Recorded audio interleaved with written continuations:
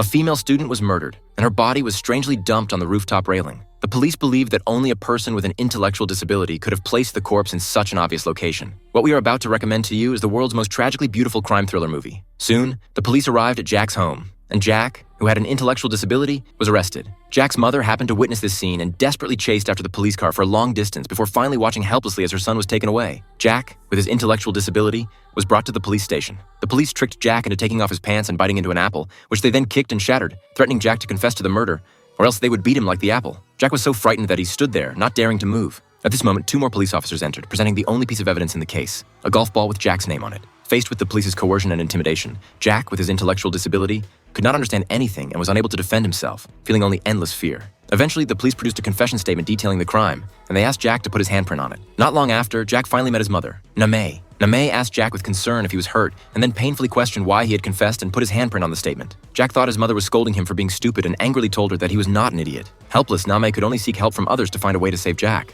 However, the responses she received were all the same. There was nothing that could be done as the evidence was conclusive, and the police had closed the case. Namay's gaze became blank and helpless. The next day, the crime scene was surrounded by people, and the police brought Jack to reenact the crime. Namay also emerged from the crowd. Following the police's instructions, Jack directly smashed the dummy's neck with a stone, and immediately, countless curses were heard from all around. On the rooftop, Jack took off his mask and happily greeted Lucy below. He had finally found someone he wanted to see. As he was about to throw the dummy off the building, a police officer quickly pulled him back and instructed Jack to position the dummy as the female student had been found after her death. Meanwhile, Namay took advantage of the crowd and kept distributing flyers, telling the people around her that Jack had been wrongfully accused. Jack was a person with an intellectual disability, so how could he possibly commit murder? Everything had been coerced by the police into a confession. Namay then went alone to the crematorium, enduring endless curses and anger, declaring to the people that the real murderer was not her son. The grandmother of the deceased, holding a portrait of the victim, heard the commotion and walked out with a bottle in her hand. Namay instantly became the target of the crowd's attacks, but even so, she still continued to proclaim that the real culprit was someone else and that her son was innocent.